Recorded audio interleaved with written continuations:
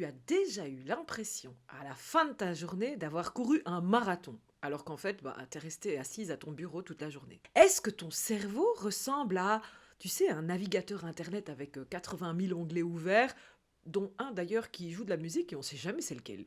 On le retrouve jamais celui-là. Bref, si tu es de celles qui se réveillent à 3 heures du matin en pensant au rendez-vous chez le dentiste, au dossier que tu n'as pas fini, ou au fait que, tiens, il n'y a plus de beurre dans le frigo, bienvenue à toi dans le club de la charge mentale. Eh oui.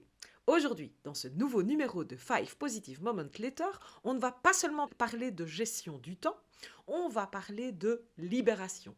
Je vais te donner 5 clés concrètes pour passer du mode machine de guerre épuisée à celui de femme sereine et stratège. Femme ou homme, ça revient au même, ne t'inquiète pas si t'es un homme. On va voir comment transformer ta to-do list qui t'étouffe en une to-be list qui t'inspire. Alors, pose tes valises mentales, vérifie que tu es bien abonné. Like, partage et surtout rappelle-toi de commenter tout au long de ton écoute. Respire un grand coup et c'est parti pour nos 5 points positifs. Allez, c'est parti. Le premier secret pour arrêter de subir sa journée, c'est ce que j'appelle la vidange cérébrale ou le brain dump pour les intimes ou les anglophones. Imagine que ton cerveau, c'est comme un ordinateur super puissant. Le problème, c'est que chaque petite pensée du style « ne pas oublier d'acheter des yaourts »,« rappeler la banque » ou « est-ce que j'ai répondu à ce mail ?» c'est comme un onglet ouvert en arrière-plan. Et si tu as 50 onglets ouverts, ton ordinateur, il rame, il chauffe, il finit par se planter, tout simplement. Ta charge mentale, ce n'est pas le travail que tu fais, c'est le poids de tout ce que tu essayes de ne pas oublier. Ton esprit est fait pour avoir des idées, pas pour les stocker. Aujourd'hui, on va apprendre à décharger justement la machine. Alors tu me diras, pourquoi est-ce que ça nous épuise autant ? Eh bien, c'est à cause d'un truc qu'on appelle l'effet Zeigarnik. C'est une tendance de notre cerveau à se rappeler des tâches inachevées ou interrompues beaucoup plus intensément que des tâches terminées. Donc, tant que tu n'as pas sorti une info de ta tête, ton cerveau la fait tourner en boucle pour être sûr de ne pas la perdre. Ça consomme évidemment une énergie de dingue. C'est pour ça que tu te réveilles à 3 heures du matin en pensant au cadeau d'anniversaire de ta petite nièce. Bah ouais. Ton cerveau, il n'est pas méchant, il essaye juste de t'aider. Bon, ok, il le fait mal. Bref, en écrivant tout, tu envoies un signal physiologique à ton système nerveux. C'est bon, c'est en sécurité sur le papier. Tu peux arrêter de dépenser du carburant pour ça. Tu passes en mode alerte, en mode cool, serein. Évidemment, je te donne un exemple. Imagine, tu es en train de jouer avec tes enfants ou de prendre un verre avec des amis. Tu es là physiquement, mais à l'intérieur, c'est un peu le bordel. Ouais, vraiment. Tu penses au dossier que t'as pas fini, à la machine à laver que tu dois mettre à sécher, au fait que tu n'as toujours pas pris ton rendez-vous chez le dentiste d'ailleurs, soit dit en passant. Bref, tu ne profites de rien parce que ton disque dur est complètement saturé.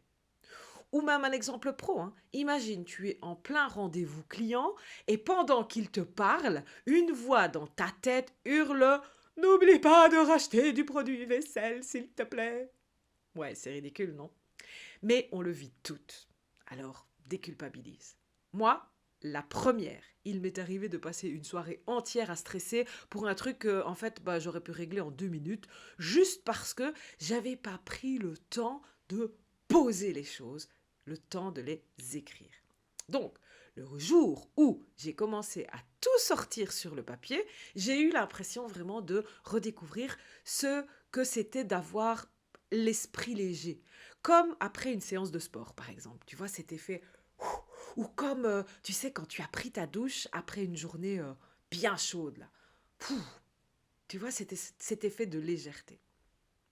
Alors, tu me diras, comment on fait pour vider la corbeille concrètement ?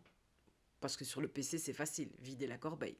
Dans ton petit cerveau, on va utiliser ce qu'on appelle la décharge sauvage. Alors, il ne faut pas se casser la tête. Tu prends une feuille blanche, un stylo, un bic, n'importe quoi, un crayon, un arrière de ticket de caisse, bref. prends quelque chose pour noter.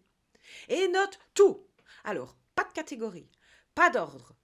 Le pro, le perso, les envies, les angoisses, le linge, la stratégie marketing. Note tout. Ne t'arrête pas avant que ton cerveau ne soit vide. Alors, tu vas voir, c'est magique. Rien que de voir toutes ces petites notes écrites, tu vas te sentir beaucoup plus légère. Pourquoi ? Parce que tu les as laissées là. Tu les as posées, tu les as déposées. Et je vais te parler aussi d'ailleurs du carnet de capture. Alors, et toujours, pourquoi pas, un petit carnet, parce qu'on n'est pas toujours à la maison, évidemment. Ou, et puis merde, après tout, on est quand même en 2025. Ouvre une note sur ton téléphone, dédiée uniquement à ça. Tu vois, un petit fichier, on a tous le bloc-notes là, dans les smartphones. Ou même un vocal, hein. Tu peux même te laisser un vocal sur WhatsApp ou Messenger à toi-même. Et dès qu'une pensée parasite arrive, du genre, tiens, il faudrait bien que je change l'ampoule de ce couloir à chaque fois que tu passes devant, eh bien note-la immédiatement et retourne à ce que tu faisais, tout simplement.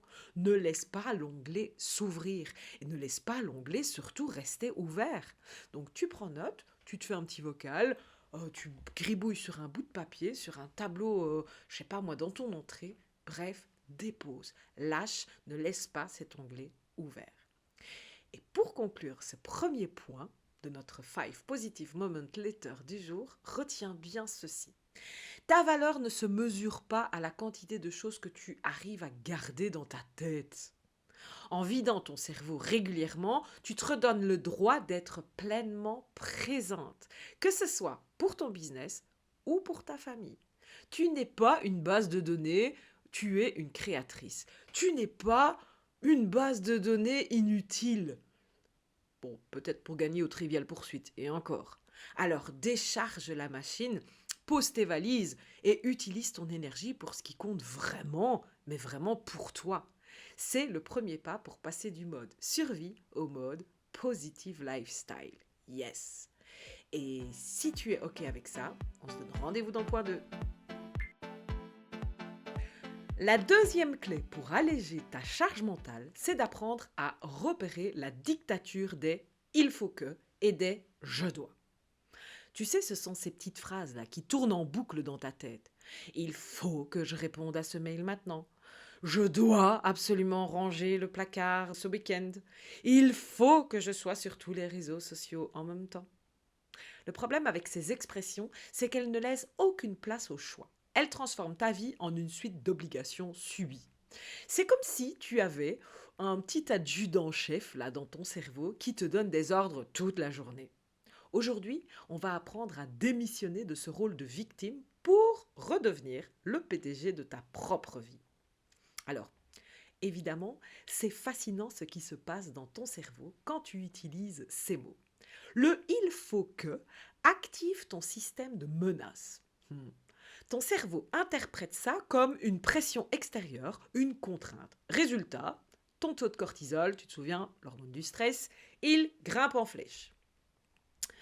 À l'inverse, quand tu dis « je choisis de » et ou « je décide de », tu actives ton système de récompense et ton sentiment d'autonomie. C'est ce qu'on appelle l'autodétermination. Rien qu'en changeant un mot, tu passes d'un état de stress subi à un état de puissance choisie. Tu ne fais pas forcément moins de choses, mais tu les fais avec une énergie totalement différente, parce que c'est toi qui as décidé de reprendre les commandes. Alors, je te laisse un exemple. Imagine, tu es un dimanche soir, tu es crevé par ta semaine, et là tu te dis « Ah, il faut absolument que je prépare mes repas pour toute la semaine prochaine, sinon je vais être débordée. » Tu le fais, mais tu râles, et tu es de mauvaise humeur, et tu finis ta soirée encore plus épuisée. Tu vois le truc. Ou alors même en mode pro, hein. Imagine tu lances un nouveau projet, et tu te dis « Ah, il faut que ce soit parfait sur mon premier lancement. » Tiens, d'ailleurs, ça ne te rappelle rien, ça? On en a parlé dans la vidéo sur le syndrome de l'imposteur. Tu sais, cette envie de perfection qui nous paralyse. Va voir la vidéo si ce n'est pas encore fait. Elle est là quelque part, tu vas bien la trouver. Bref, ici c'est pareil. Imagine si à la place, tu te disais « je choisis de préparer ces repas parce que ça va m'aider à être plus sereine et plus tranquille le mardi soir par exemple. Ou je décide de lancer ce projet maintenant, même s'il n'est pas parfait. D'un coup, la pression, elle retombe. Ce n'est plus une punition, c'est un investissement pour ton futur confort. Tu n'es plus l'esclave de ta to-do list, tu en es l'architecte. Et ça change tout. Alors, tu me diras comment on chasse ces petits dictateurs de notre vocabulaire. Eh bien, on va installer ce qu'on appelle le radar à il faut. Alors, comment ça marche? Tout simplement, pendant 24 heures, essaye juste de repérer combien de fois par jour tu dis ou tu penses il faut que. C'est souvent effrayant, hein? Tu vas voir, tu vas te rendre compte qu'on en dit plus qu'on ne pense. Mais juste le remarquer, c'est déjà commencer à te libérer. Et pour conclure ce deuxième pilier de notre 5 Positive Moment Letter, souviens-toi que ta charge mentale est faite à 50% de choses que tu penses devoir faire pour plaire aux autres ou pour répondre à une image totalement idéalisée. En reprenant le pouvoir sur tes mots, tu reprends le pouvoir sur ton temps. Tu n'es pas là pour cocher des cases, pour faire plaisir au monde entier. Tu es là pour construire une vie qui te ressemble. Alors la prochaine fois que Germaine, tu sais, notre fameuse voix de l'imposteur qu'on a baptisée ensemble lors de la dernière vidéo, vient et te dit à nouveau « Il faut que », eh bien réponds-lui « Non, non, je choisis ce qui est bon pour moi ». Et en parlant de bon pour toi, et pour moi d'ailleurs, hein, n'oublie pas de t'abonner et de faire la petite cloche. Tu sais, celle pour les notifications. Ainsi, tu devras plus y penser et le système te rappellera quand la nouvelle vidéo débarque. Et en entendant qu'elle débarque, celle-là, on est parti pour le point 3. À tout de suite. Allez, on passe au point 3 et là, on va parler de ton attention. Il va piquer celui-là. Oui, ton attention, c'est ton capital le plus précieux, mais c'est aussi celui qu'on se fait voler le plus facilement. On va voir comment passer du mode papillonnage épuisant au mode travail profond, le fameux deep work, pour diviser ta charge mentale au moins par 2. Donc, la clé pour alléger ton esprit, c'est d'arrêter de croire au mythe du multitâche.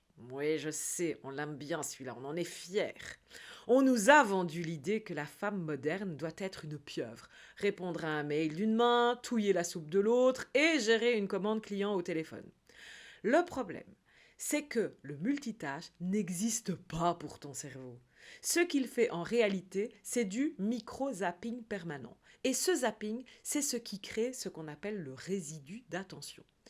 C'est comme si tu laissais un petit bout, un petit morceau de ton cerveau sur chaque tâche entamée. Résultat, en fin de journée, tu as l'impression d'avoir couru un marathon alors que tu n'as pas l'impression d'avoir vraiment avancé sur tes plus gros dossiers. Le deep work, lui, c'est l'art de faire l'inverse. Une seule chose à la fois, mais attention, à 100%. Alors, tu me diras, pourquoi ce papillonnage nous fatigue autant? Eh bien, à chaque fois que tu passes d'une tâche à une autre, même juste pour regarder une notification 2 secondes sur WhatsApp, ton cerveau doit effectuer un reset de commutation. Il doit recharger tout le contexte de la tâche précédente. C'est un peu comme si tu essayais de faire bouillir de l'eau, mais que tu éteignais le feu toutes les 30 secondes pour aller vérifier la météo. L'eau, elle ne bout jamais. Ou en tout cas, il va falloir un sacré moment. Physiologiquement, ça épuise ton stock de glucose dans le cortex préfrontal. Oui, parce qu'il y a vraiment une explication physique. À l'inverse, quand tu entres en mode deep work, ton cerveau sécrète ce qu'on appelle la myéline. C'est une substance qui entoure tes neurones et qui permet à l'information de circuler plus vite. Tu entres dans un état de flow où le temps n'existe plus et où tu as 4 fois plus de productivité. 4 fois plus. Moins de fatigue, plus de résultats. Imagine, tu t'es enfin bloqué 1 heure pour travailler sur ton nouveau projet. Tu sais là, celui qui te demande de l'apprentissage et de la curiosité, comme on l'a vu dans nos vidéos précédentes. Eh bien, tu es bien installé, tu es motivé. Et là, le téléphone vibre. C'est une amie qui te demande si tu es libre samedi. Tu réponds vite fait, il n'y a pas de souci à ça. Puis tu vois un mail passer. Oh, promo de 50%. Bah ouais, tu cliques évidemment, 50%, ça se laisse pas passer. Puis tu te rappelles que, ah ben tiens, en parlant de 50%, j'ai pas payé la cantine. Hop, 20 minutes plus tard, tu reviens à ton projet. Mais l'énergie, elle est partie. Tu rames pour t'y remettre. Tu finis l'heure frustré et épuisé. Bah ouais, parce que finalement, t'as pas travaillé tant que ça sur ton grand projet. Maintenant, imagine l'inverse. Tu coupes tout. Ton téléphone est dans une autre pièce. Tu sais, le fameux courage de se déconnecter. Tu te plonges dans ton dossier pendant 45 minutes top chrono. Pas d'interruption. Quand tu sors de là, non seulement tu as fini, mais tu te sens boosté. Pourquoi? Parce que tu as respecté ton rythme cérébral. Tu n'as pas laissé les autres voler ton attention. Alors tu me diras, comment on arrête le multitâche? Comment on arrête de papillonner pour enfin respirer? Eh bien, on installe ce que j'appelle moi le mode avion stratégique. Choisis un créneau de 50 minutes par jour. 1 heure. Une seule, hein. Un seul pour commencer. Attention, un créneau où ton téléphone n'existe plus. C'est ta bulle. Le monde ne va pas s'écrouler en 50 minutes, je te le promets. Ouais. En général, je te laisse seulement une mise en place. Mais j'ai vraiment envie de te parler ici de la méthode Pomodoro. C'est pour ça que quand je te dis 50 minutes, en réalité, ça va prendre 1 heure. Parce que travaille par bloc de 25 minutes à fond et 5 minutes de pause réelle. C'est ça la méthode Pomodoro. 25 minutes, 5 minutes de pause réelle. Attention, hein, pause réelle, hein, pas sur ton téléphone. Hein. Tu t'étires, tu te lèves un peu, tu bois un coup et hop, c'est reparti. En fait, ça va permettre à ton cerveau de savoir qu'une pause arrive, ce qui va l'aider à rester plus concentré, plus motivé aussi. On aime tous un peu la carotte au bout du bâton qui sera la pause dans ce cas-ci. Bref, pour conclure ce 3e point de notre 5 Positive Moment Letter, rappelle-toi que la charge mentale diminue quand la concentration augmente. Alors, en protégeant ton attention, tu te respectes toi-même. Tu ne subis plus les sollicitations des autres. Tu décides où va ton énergie. C'est ça être une femme positive lifestyle. C'est ça construire son positive lifestyle. C'est savoir dire stop au bruit du monde pour entendre ses propres idées. Alors, est-ce que tu es prête à tester ton premier bloc de deep work demain? Dis-moi en commentaire, cap ou pas cap? Laisse-moi juste ça, cap, pas cap. Et on en reparle plus tard.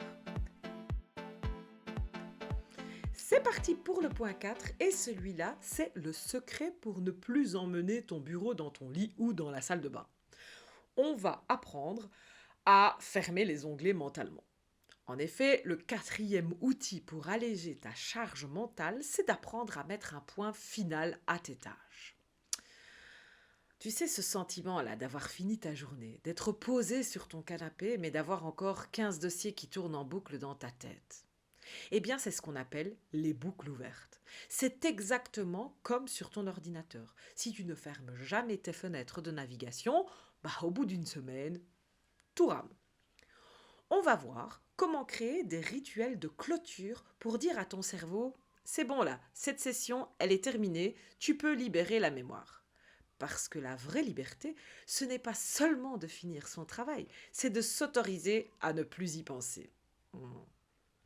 Alors, on en a un peu parlé avec l'effet Zeigarnik au point 1. Soit dit en passant, Zeigarnik, c'est juste le nom du psy russe qui a conceptualisé le biais cognitif tout simplement. Donc ne le retiens pas spécialement. Mais ici, on va plutôt aller encore plus loin vers la fermeture cognitive. Ton cerveau a besoin biologiquement de clarté. Tant qu'une tâche est perçue comme en cours, ton système nerveux reste en état de légère tension. C'est une microdose d'adrénaline permanente. Si tu ne fermes pas tes onglets, ton cerveau ne passe jamais en mode parasympathique. C'est le mode de la récupération et de la digestion, soit dit en passant. Donc tu restes en mode alerte. En créant un signal clair de fin de tâche, tu indiques à ton cerveau qu'il peut enfin stopper la production d'hormones du stress. C'est la différence entre une nuit où tu récupères vraiment et une nuit où tu passes ton temps à traiter tous tes dossiers en dormant. Tu te souviens d'ailleurs de l'autorégulation qu'on avait vue ensemble dans la vidéo sur la persévérance? Eh bien, c'est exactement ça. Savoir quand éteindre le moteur pour ne pas griller ta batterie, tout simplement. Imagine, tu as passé 1 heure à essayer de résoudre un problème technique sur ton site ou rédiger un contrat bien complexe. Tu n'as pas fini, mais il est l'heure de préparer le dîner. Tu fermes l'ordi, mais ton esprit est encore en train de chercher la solution. Bah ouais. Tu es en train de couper tes légumes, mais t'es absente. Tu ne goûtes même pas ce que tu manges, hein. Et si t'es comme moi, tu finis avec une coupure au doigt. C'est certain, c'est garanti. Maintenant, imagine, avant de quitter ton bureau, tu prends 30 secondes, tu notes sur un post-it. J'en suis là et demain je commence par appeler le support technique. Tu fermes ton carnet, tu te lèves, tu t'étires et tu te dis « Ok, la session de travail aujourd'hui est terminée ». C'est ce que je fais moi d'ailleurs, hein, pour éviter que ma Germaine intérieure ne vienne me dire le soir « Je n'en ai pas fait assez ». Bref, en notant où j'en suis, je donne la permission à mon cerveau de débrayer. Tu n'es pas plus efficace en y pensant H24, hein. Tu es juste plus fatigué, hein. Alors tu me diras, comment on ferme ces onglets concrètement pour sauver nos soirées? On affirme le point de sortie. Ne quitte jamais une tâche sans avoir noté la prochaine petite action. C'est un peu ça la clé. Ton cerveau ne paniquera pas s'il sait exactement par quoi il va reprendre le lendemain. C'est le signal de fermeture sécurisante. Tu vois le truc? Un peu comme, tu sais, les fameuses clés USB qu'on ne peut pas retirer sans avoir été faire le petit bouton éjecter en sécurité. Eh bien, c'est ça. Éjecte ta clé de USB en sécurité. Bref, pour conclure ce 4e point de notre 5 Positive Moment Letter, rappelle-toi, ta capacité à déconnecter est directement liée à ta capacité à performer. Une femme qui sait fermer ses onglets est une femme qui revient le lendemain avec une vision claire et donc une énergie renouvelée. Ne laisse pas tes tâches inachevées voler ton présent. Apprends à dire stop pour aujourd'hui pour pouvoir dire encore demain avec enthousiasme.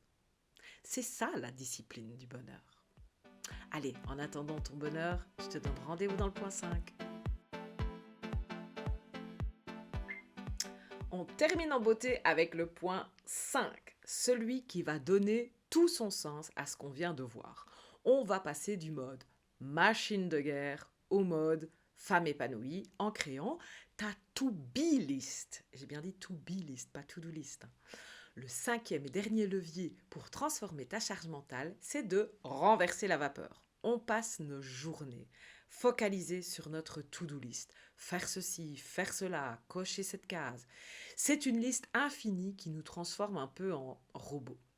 L'idée de la to-be list, c'est de te demander, avant même d'ouvrir ton agenda, qui est-ce que j'ai envie d'être aujourd'hui?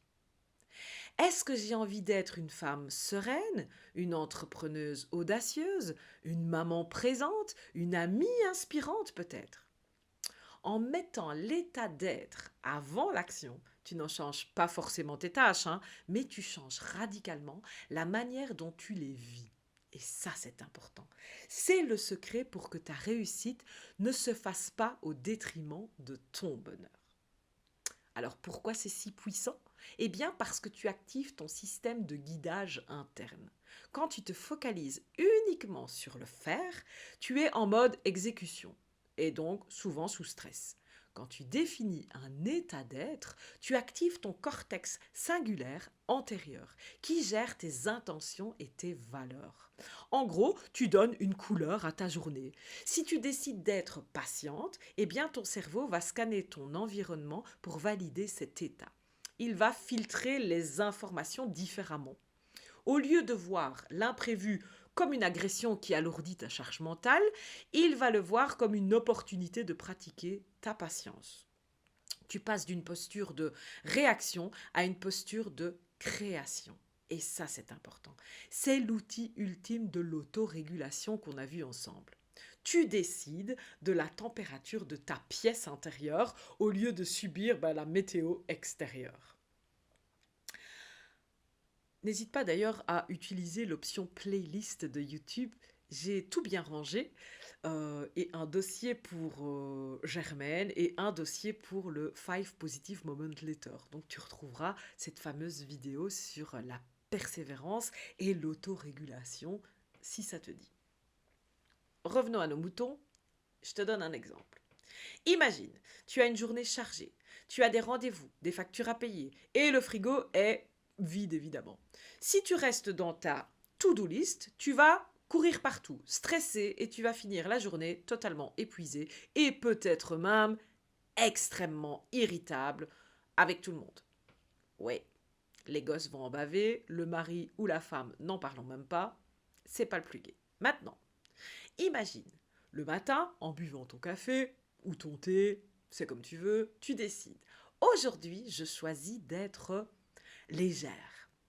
Le dossier prend du retard, tu respires et tu restes légère. Et tu le dis, hein, je souffle, j'ai choisi d'être légère aujourd'hui. Les enfants renversent un truc, eh bien, tu te poses, tu respires et tu restes légère. Tu te dis, je reste légère. Tu te souviens de l'amour de l'apprentissage. Au lieu de te flageller parce que tout n'est pas parfait, tu apprends à naviguer avec le sourire. Et à la fin de la journée, les tâches ont été faites de la même manière, mais toi, alors toi, tu n'es pas la même. Tu as préservé ton énergie vitale. Ta to-be list, c'est ce qui fait que tu ne te perds pas en chemin vers tes objectifs. Alors tu me diras, comment on installe ce nouveau système logiciel au quotidien En utilisant l'intention du matin. C'est un peu comme la to-do list, mais c'est la to-be list. Avant de regarder ton téléphone, tu vas te choisir un mot, un seul. Un mot du style sereine, légère, créative, puissante, fière. Bref, des qualificatifs d'être, des qualificatifs intéressants pour toi. Tu le notes sur un post-it, tu le mets en fond d'écran, tu le colles sur ton frigo. Bref, ce sera ton ancrage pour ta journée. Passe ton temps à te le répéter tout au long de tes actions du jour, un peu comme, tu sais, un refrain là qui traîne dans ta tête. Tu sais, cette chanson qui t'obsède. Eh bien là, tu vas passer ta journée à te dire, ah, aujourd'hui, je suis fière. Non, aujourd'hui, je suis fière. Qu'est-ce que je suis aujourd'hui? Ah, aujourd'hui, je suis fière. Ou je suis en retard. Oui, mais aujourd'hui, je serai en retard fièrement. Aujourd'hui, je suis fière. Voilà, tu vois un peu le truc? Dis-moi d'ailleurs en commentaire, hein, quand tu l'auras fait, ou même le mot que tu as envie de te choisir pour demain. Écris-le en commentaire. On arrive d'ailleurs à la fin de ce numéro du 5 Positive Moment Later. Et on a appris quoi? Eh bien, on a appris à vider notre cerveau, à chasser les il faut que, à protéger notre attention, à fermer nos onglets mentaux et surtout à choisir qui on veut être. La charge mentale, ce n'est pas une fatalité. C'est un signal qui te dit qu'il est temps de reprendre les commandes de ton pilotage automatique. D'ailleurs, si tu sens que tu as besoin d'un cadre pour mettre tout ça un peu en place, si tu veux transformer tous ces concepts en un véritable style de vie, tous les concepts que tu as vus ici mais dans d'autres vidéos, eh bien j'ai 2 invitations pour toi. La première, c'est le Positive Club. Rejoins-nous dans le mastermind chaque mardi donc c'est en Zoom tout simplement. C'est là qu'on décharge ensemble nos sacs à dos mentaux. Ouais. On s'entraide pour prioriser, on partage nos astuces et on grandit dans une énergie de groupe incroyable.